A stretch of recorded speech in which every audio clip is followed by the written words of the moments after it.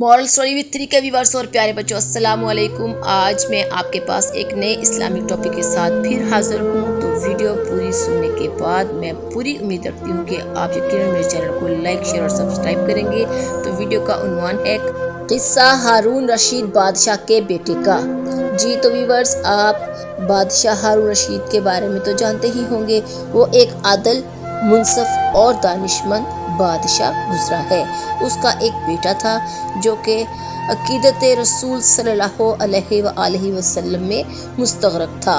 वो अक्सर ज़ाहिदों और बुजुर्गों की महफिल में बैठा करता था। वो अक्सर कब्रिस्तान में जाया करता था।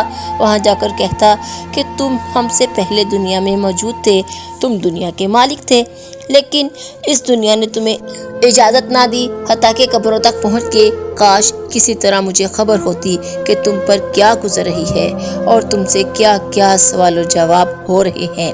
और अक्सर ये शेर पढ़ा करता था, मुझे जनाजे हर रोज़ डराते हैं और मरने वालों पर रोने वालों की आवाज़ें मुझे गमगीन करती हैं।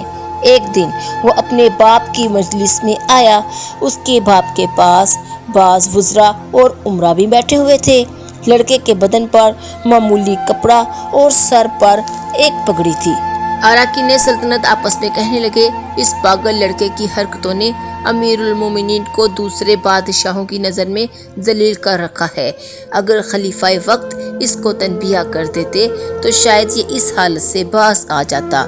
उन सब के जाने के बाद बाप बेटे से कुछ इस तरह मुखातिब हुआ, बेटा तूने मुझे लोगों की निगाह में जलील कर रखा है। लेकिन उसने अपनी बाप की बात का कोई जवाब न दिया। एक परिंदा जो वहाँ बैठा हुआ था, उसने उसे कहा, उस ज़ात के वास्ते जिसने तुझे पैदा किया, तू मेरे हाथ पर बैठ जा। इसके बाद उसने परिंदे से कहा, अब वापस चला जा और टहनी पे वापस बैठ जा। इसके बाद वो अपने बाप से मुखातिब हुआ, अब्बा जान, आप जो इस दुनिया से मोहब्बत करते हैं उसने मुझे रुसवा कर रखा है। अब मेरा और आपकी जुदाई का वक्त आ गया। मैंने इरादा कर लिया कि मैं आपसे जुदाई इख्तियार कर लूँ। ये कहकर वो वहाँ से चल निकला और अपने साथ सिर्फ एक कुरान मजीद रखा। चलते हुए माँ ने एक कीमती अंगूठी भी दे दी कि एहतियात के वक्त इसे बेचकर काम में ले आना। वो अपने सफ़र की तरफ रवाना हो गया और एक जगह पर जा पहुंचा जहां पर वो मज़दूरों की तरह मजदूरी करता। हफ्ते के 7 दिनों में से सिर्फ एक दिन यानी हफ्ते वाले दिन को मजदूरी करता और मजदूरी में सिर्फ 1 दिरहम और 1 दानिक रखता और रोज़ाना 1 दानिक खर्च करता, इससे ज़्यादा खर्च ना करता। अबू आमर बसरी रहमतुल्लाह अलैह फरमाते हैं कि मेरी एक दीवार गिर गई थी। उसको बनवाने के लिए मुझे एक मामार की ज़रूरत थी। किसी ने मुझे बताया कि यह शख्स मामार का काम करता है। मैं बताए हुए पते पर पहुंच गया। मैंने देखा कि एक नहायत खूबसूरत लड़का बैठा है, एक जंबील पास रखी है, कुरान मजीद की तिलावत कर रहा है। मैंने कहा, लड़के मजदूरी करेगा? उसने कहा, क्यों नहीं, मजदूरी के लिए तो पैदा हुए हैं। उसने कहा, मेरे लायक क्या खिदमत है? मैंने कहा, गारे का काम है। उसने कहा, 1 दिरहम और 1 दानक मजदूरी होगी और नमाज के औकात में काम नहीं करूँगा, मुझे नमाज के लिए जाना होगा। मैंने उसकी दोनों शर्तें मंजूर कर ली और उसको काम पर लगा दिया। मगरिब के वक्त मैं उसके पास आया। मैंने देखा उसने 10 आदमियों का काम कर रखा है। मैंने उसे 2 दिरहम दे दिए क्योंकि मैं उसका ज़्यादा काम देखकर बहुत खुश हुआ। लेकिन उसने अपनी मुकर्ररा मजदूरी यानी 1 दिरहम और 1 दानिक लिए और चला गया।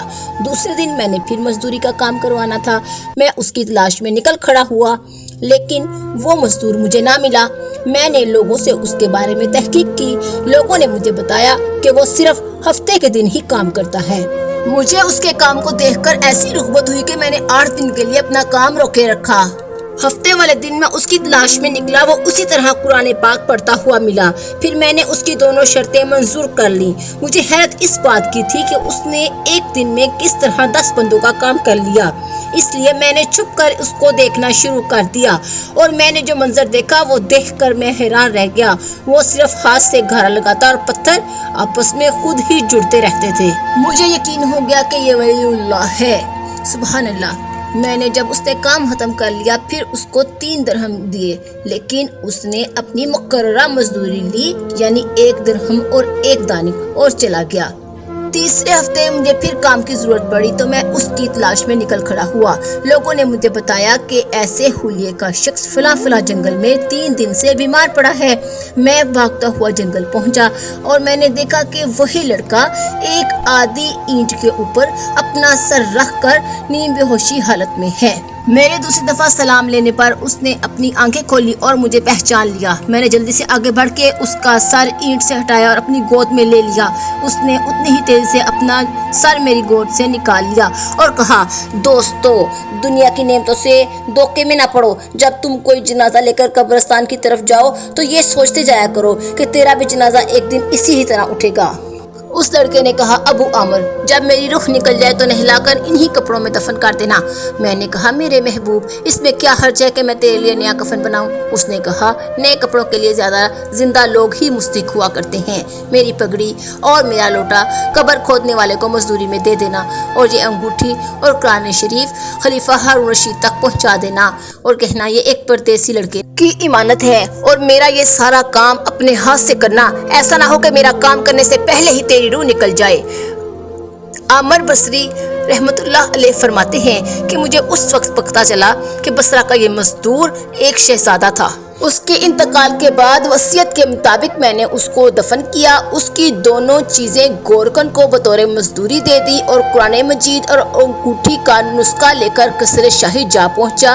वहां जाकर मैंने देखा कि बादशाह सलामत की सवारी बहुत शान और शौकत से निकल रही है। मैं एक बहुत ही ऊंची जगह पर खड़ा हो गया और बाआवाज बुलंद खलीफा को इस तरह से मुखातिब किया कि ए खलीफा, आपको हजरत मोहम्मद सल्लल्लाहु अलैहि वसल्लम की कराबतदारी का वास्ता, मेरी बात सुन लें। मेरी बात सुनकर खलीफा हारून रशीद रुक गए। मैं भागता हुआ उनके पास गया और उन्हें जाकर लड़के की इमानत यानी कुरान मजीद और अंगूठी दे दी। बादशाह ने इन दोनों चीज़ों को पहचान लिया। उन्होंने अपना सर झुका लिया।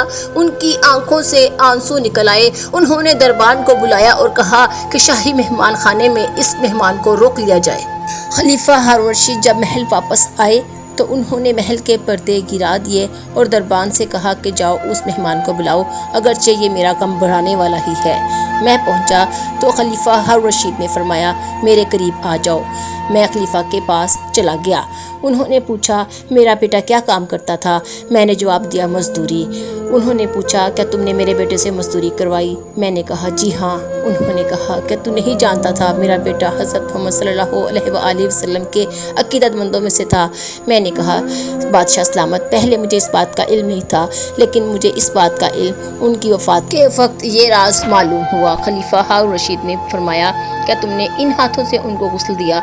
मैंने कहा, जी बादशाह सलामत। उन्होंने मेरे हाथ अपने सीने पे रख दिए और इस तरह की शायरी की, ऐ वो मुसाफिर जिस पर मेरा दिल पिघल रहा है और मेरी आंखें उसके लिए आंसू बहा रही हैं, ऐ वो शख्स जिसका मकान दूर है लेकिन उसका गम मेरे करीब है, बेशक मौत हर इंसान को आनी है। फिर बादशाह सलामत ने बसरा में उस लड़के की कब्र पर जाने का इरादा किया। अबू आमर बसरी उनके साथ थे। खलीफा हारून रशीद उसकी कब्र पर जाकर कुछ इस तरह मुखातिब हुए, ऐ वो मुसाफिर जो अपने सफ़र से कभी नहीं लौटेगा। मौत ने कम उम्री के ज़माने में ही उसे उश्क लिया और मेरी आंखों की ठंडक थी तू मेरे लिए उन्स और दिल का चैन था। तूने मौत का वो प्याला पिया है जिसे अनकरीब तेरा बाप भी पिएगा। अबू आमर बसरी रहमतुल्लाह अलैह फरमाते हैं कि उसी रात मैंने एक ख्वाब देखा कि नूर का एक बुका है, यानी बहुत बड़ा नूर का एक झरोंका है। इसमें से उस लड़के ने आवाज़ देकर कहा, ए अबू आमर, तुम्हें अल्लाह ताला जज़ाए खैर अता करे, तुमने मेरी तदफीन और वसीयत पूरी की। अबू आमर बसरी रहमतुल्लाह अलैह फरमाते हैं, मैंने उस लड़के से फ़ौरन पूछा कि तेरा क्या हाल है, तो किस हाल में है? मेरे इस सवाल के जवाब ने उस लड़के ने जवाब दिया, मैं ऐसे मौला की तरफ पहुंचा हूँ जो बहुत करीम है और मुझसे बहुत राज़ी है। किसी ने खलीफा हारून रशीद से उस लड़के के बारे में सवाल किया कि वो कब पैदा हुआ और उसकी आदत क्या थी। बादशाह सलामत ने फरमाया कि बादशाह बनने से पहले ही वो पैदा हुआ। जब मैं बादशाह बना तो वो अपना घर छोड़कर चला गया। उसे मेरी बादशाहत में कोई रग़बत और चाहत ना थी। उसने मेरी बादशाहत से कोई फ़ायदा नहीं उठाया। जब वो जाने लगा तो मैंने ही अपनी बीवी से कहा कि इसको एक कीमती अंगूठी जो कि याकूत की बनी हुई है अता कर दे, मगर वो उस अंगूठी को भी काम में ना लाया। वो अपनी माँ का बहुत ज़्यादा फरमाबरदार था, वो दुनिया में रग़बत रखने वाला नहीं था। जी तो इस किस्से के नताइज की तरफ बढ़ते हैं। परिंदे वाले किस्से में उस लड़के ने ये साबित कर दिया कि ए अबू जान, मुझसे दुनियादार नफरत करते हैं, लेकिन आपकी तरफ तो ये परिंदा भी तवज्जो नहीं करता है।